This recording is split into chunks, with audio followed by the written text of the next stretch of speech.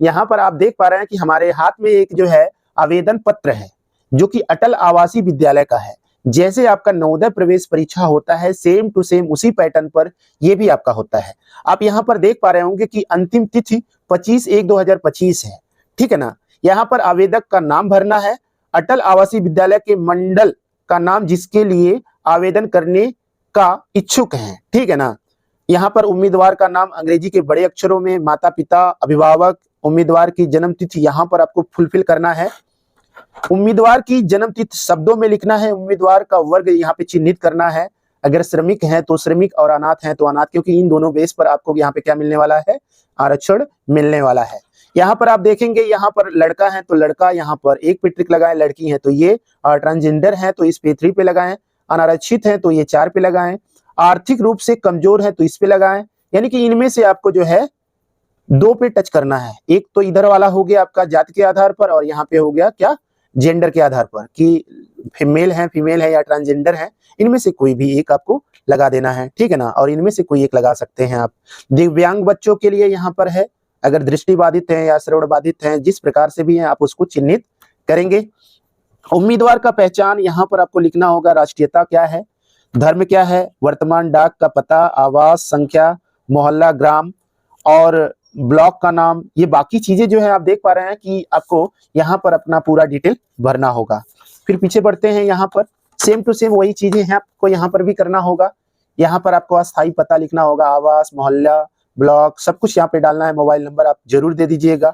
फिर उसके बाद पंजीकृत निर्माण श्रमिक श्रेणी में आवेदन हेतु सूचना, ठीक है ना। इस चीज को एकदम भरना जरूरी है।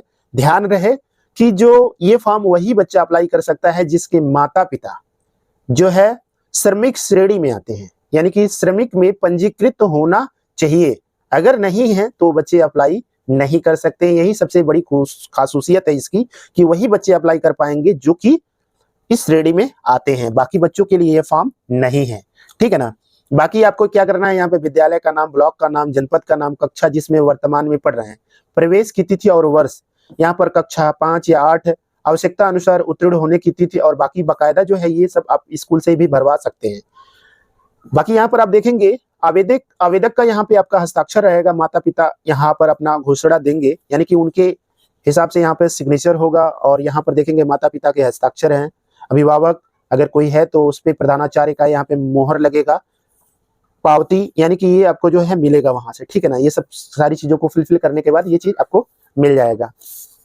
यहाँ पर देखेंगे ये तीसरा प्रति है। तीसरे प्रति में प्रवेश पत्र, यानी कि ये जो है आप जब पूरा भर देंगे तो ये प्रवेश पत्र का कार्य करेगा। उम्मीदवार का यहाँ पे रोल नंबर रहेगा, उम्मीदवार का नाम रहेगा, उम्मीदवार के माता पिता का नाम रहेगा, अभिभावक, उम्मीदवार की जन्म तिथि, शब्दों में उम्मीदवार का वर्ग, यानी कि श्रमिक है या अनाथ है, किस प्रकार का है, और बाकी चीजें यहाँ पर फुलफिल रहेगा। मोबाइल नंबर, ईमेल आईडी, परीक्षा की तिथि, समय, परीक्षा का केंद्र, और यहाँ पर आपका प्रवेश पत्र जारी करने वाले अधिकारी का यहाँ पे हस्ताक्षर रहेगा, आवेदक का हस्ताक्षर रहेगा, ठीक है ना। ये तो समझ में आ गया होगा। अब आगे बढ़ते हैं, यहाँ पर इसमें आपका एडमिशन लेना है, 6 में एडमिशन लेना है या फिर 9 में एडमिशन लेना, उन दोनों के लिए ये है, ठीक है ना। आगे बढ़ते हैं, यहाँ पे लिखेंगे, यहाँ पर देख रहे होंगे कि पंजीकृत श्रमिक श्रेणी के लिए जाने वाले आवेदकों के लिए, ठीक है ना।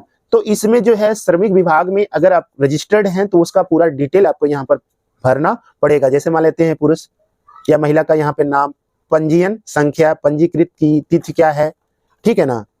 यहाँ पर जो है पूरा विवरण आपको लिखना होगा। यहाँ पर आप देख सकते हैं कि इससे संबंधित आप किस में आते हैं, ठीक है ना। यहाँ पर बढ़ई हैं, कुआं खोदने वाले, रोल चलाने वाले, छप्पर डालने वाले, यानी कि जितने भी श्रमिक में आते हैं वो सभी श्रमिक इस तरह के आपके होते हैं। आप वहां से जो है ये 3 साल पुराना होना चाहिए आपका। कुछ बच्चे जो है हमसे पूछ रहे थे कि सर जो है अगर ये फॉर्म जो है श्रमिक श्रेणी में नहीं आते हैं और अगर हम जो है इसका ऑनलाइन करवा देते हैं तो क्या ये चीज वैलिड होगा? कतई नहीं होगा बेटा, उसका 3 साल पुराना होना चाहिए, ठीक है ना। ऐसा नहीं होगा कि आपको तुरंत जो है अप्लाई किए हैं और तुरंत इसमें भर सकते हैं, नहीं, ऐसा नहीं होगा। 3 साल ये पुराना आपका होना चाहिए। वर्तमान में कार्य करने का स्थान एवं विगत वर्षों में कार्य का विवरण, पंजीकृत महिला पुरुष का मोबाइल नंबर यहाँ पर आपको रखना होगा। यहाँ पर 2 मोबाइल नंबर आपको दे सकते हैं। पंजीकृत श्रमिक का हस्ताक्षर, नाम, पता, ठीक है ना। तो ये जो है आपको देखेंगे तो ये 4 प्रति में ये फॉर्म है। 4 प्रति मतलब 4 पन्ने में है, ऐसे 4 पेज में है।